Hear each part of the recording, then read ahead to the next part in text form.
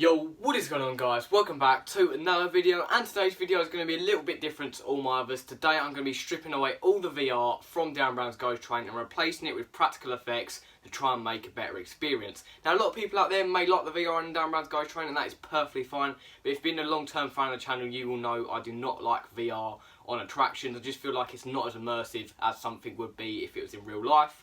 I had the same thoughts on Galactica and I have the same thoughts on this. So today I'm just going to be trying to replace it with practical effects and see what comes out. So without further ado, let's get into it. Okay, so our journey obviously starts just before you go into the pre-show. So now if you've never been on Darren Brown's Ghost Train before, just before you go into the pre-show you're led into these pens which holds about 20 to 30 people, and then they let you through into the pre-show sort of in a massive group. Now this, for me, I do want to keep the same. Now this is because when I went to Thorpe Park on Saturday and re-rode the Ghost Train in preparation for this video, there were pretty good staff on this ride. Now I don't know whether they're staff but just trying to be actors, or they're actually actors and that's their actual job. But if those of you who have been on the Ghost Train before know that in these pens, just before you go in through the door, there's a curtain.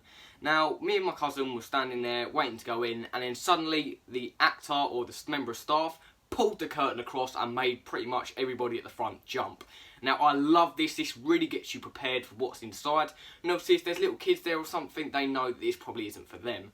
So this then carries on. You walk into the pre-show room, the pre-show starts promptly, and another thing I really want to keep the same, which is the same actor did that went on Saturday, is he interacted with the people while the pre-show was playing. Now this is really important because it really gets them scares up, and he did it in the perfect moments as well.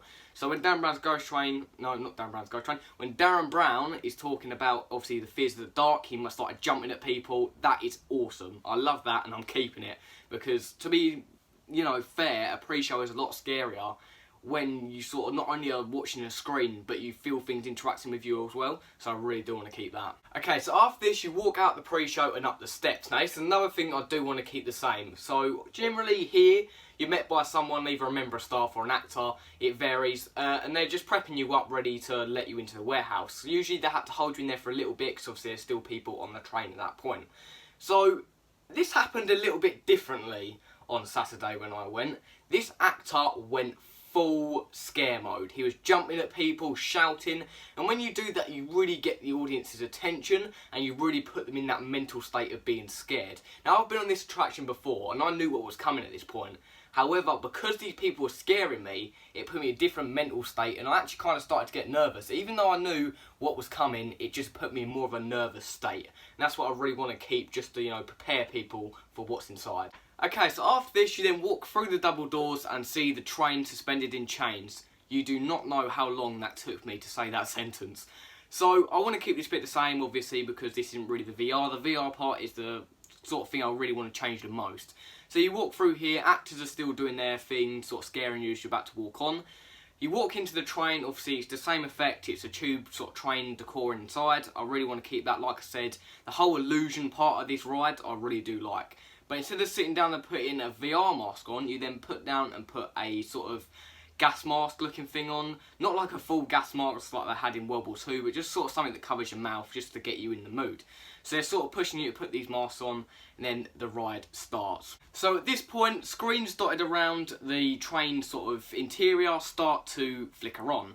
And then Subcore Energy starts explaining what they're doing with all the fracking and the drilling and stuff like that. Just giving you a bit of backstory for the history of the ride, which I don't really think was explained too well in the VR parts anyway. So then after the story has been fully explained and the audience, you know, actually understand it, the lights start to flicker and the TV screen starts to malfunction. At this point the room or the train goes pitch black, leaving people sitting in complete darkness. Then suddenly you hear a footstep sound that's either simulated by an actual actor itself or like a sound effect through the speaker. The light suddenly turns straight back on and old man or slash an old woman is standing in front of you. Just like in the VR, but instead going to be a little bit scarier obviously because they're actually standing in front of you. So this actor starts walking up and down the train explaining the sort of reality story of the whole situation, just like they did in the VR. Obviously they had the fact Subcore Energy is like supposed to be like a safe sort of government sort of funded thing, and then you had this old man or old woman coming in telling you that it's actually destroying people, it's corrupting people, it's making people ill, it's like really not a good thing. Okay, so after the actor's done talking, the lights then start to flicker and a massive knock happens on the train. So this is obviously simulated by movement once again. Then the actor stands up, looks around the room and says they're here, trying to sort of put the audience in a mental state to kind of prepare themselves for what's about to come. Okay, so then at this point the lights fully shut off, you then hear footsteps, the lights flash on and there are two actors standing in the room, one for one side of the train and the other for the other. They run up and down, coughing, spluttering all over the people, touching them, scaring them, all while the strobe lighting effects are going off. Now I do really want to heavily use strobe lighting in this, plainly because I feel like in a maze and stuff it is fairly scary. It is also used in the live action part of Darren Brown's Ghost Train anyway. So after this, while the actors run around scaring people, everything suddenly goes silent and dark. Then the lights flash back on and flash back off, and then suddenly you hear two knocks on the train, sending obviously the train shaking. You then hear the conductor come over the intercom saying we're getting you to a secure location. The train, obviously simulating movement, then stops. The doors open, you walk out, the similar effect where it's the tube train, you then walk into a room. Now, many of you who have been on the Ghost Train when it first opened or seen videos on it, obviously at this point in the tunnel there'd be a load of smoke. And then there would be a monster silhouette that would be then projected on the smoke to simulate the monster being in the tunnel. Now I want to keep this effect or sort of bring it back, and then have obviously all the conductors and the train staff like saying, quick, we've got to get out here, then moving into the maze section of the ride. Obviously then you have some like infected people coming up to you, sort of scaring you then. You then walk past another train tunnel, which you actually can see in the actual ride when you go in now. Then similar effect is done there with the smoke, and instead of it just like moving about, it's then got two people in its hand, it's like thrashing about, and then obviously you'll then rush to get on the train again. Obviously all of the smoke and the tunnel stuff done with projection, so you don't actually see all this stuff, it's just easier to do it when it's like a silhouette. Okay, so then after this you're rushing back to the train, obviously similar to what you do in the ride itself. You then sit down, however, in the train there is one actor disguised as like a public member. Now, I really want to enforce this, plainly because it makes the ride a lot re-rideable. Don't even know if that's a word, but like obviously you can go on it again and not know who the actor is because they blend in so much. And I want that effect to kind of like, you know, be enforced in this experience. So at this point the train fantasy starts up again, it obviously starts shaking again, it goes dark, and it flashes back on again. Obviously like, the lights are flickering throughout this just to sort of give it atmosphere. You then see the actor then reveal themselves, start like walking around really frantically saying, I want to get off, I want to get off. Suddenly the train stops, the lights go out, another shaking and a knocking noise on the train. And then suddenly you hear a woman scream or a male scream, whoever the actor is that stands up, and then the lights come back on and they're gone.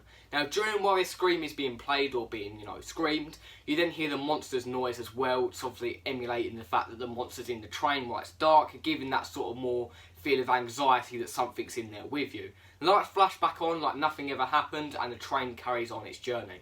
At this point the conductor then comes back over the intercom telling everybody to remain calm and that something's in the train. And then while this happened, obviously you're looking around sort of feeling that sort of anxiety because you're in that mental state that you think something's in there.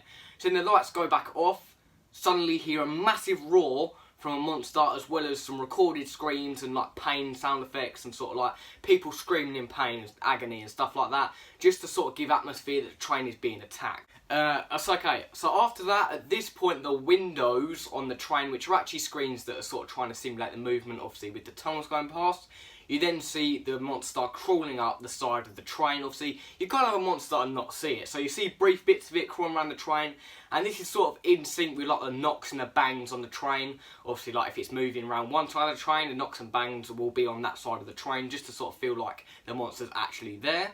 You then hear the thing rumbling again, and the monster enters once again. Now, while all this is happening, the monster is breaking back into the train. You can actually see this happen on the screens. You can see the monster hitting the glass repeatedly with the train shaking in sync with it. Suddenly, the lights go out, they come back on again, and then two more actors reveal themselves from the audience. At this point, when the actors reveal themselves, they're sort of like looking around. The lights then go off again. The monster screams once again, and then these two actors start showing, it's got my leg and stuff like that, it's like showing that they're in pain. Once again, the lights flash on and everything goes silent. At this point, the conductor comes over the intercom again, and then says, right, we're getting you out. So then the train stops again, you walk out where the exit would be for the ride that you usually go on. Now, anybody who has actually been on this attraction will know what I'm talking about here, and that is the end fake shop scene. Now, I want to use this scenery as part of the actual ride itself, and you'll see what I'm going to get into that in a second. Now the final sequence I'm going to be explaining now, I want to be proper dramatic. I want people to come out shocked, and when people see them like in the shop, make them want to go onto the attraction. So you move into the fake shop, which you don't know is a fake shop at this point because obviously it's not a fake shop, I'm changing that part. You walk into the room, then you see the conductor himself standing there, sort of trying to keep people calm, saying stay here, it's coming, you know, all that sort of stuff is going to get you like mentally in that state of fear. And then suddenly the room starts shaking like it does with the actual sort of fake shop scene, and then something comes in the darkness. Then at this point the lights shut out, a massive roar comes blasting through the speakers, and then the monster reveals itself. Now if you've never seen this effect in real life, wait till what happens is an actor stands on a little platform, it spins around in the darkness, and they're on the stage. Now previously to this, there was actually a proper person in a massive suit that would be the one scaring people, but now they've changed that to like just a normal person like grabbing people from the crowd. I want to switch this back to when it was the person in the suit, just to make this a lot more scarier and obviously link in with the story itself. This monster then comes in, the lights affecting it, you know, sort of reaching for people. At this point, while the monster's still scaring people, you're ordered to run out and run as quick as you can with the monster screaming behind you, and then it suddenly ends. Now I want this to be quite an abrupt ending. I want you to come out sort of thinking what actually happened.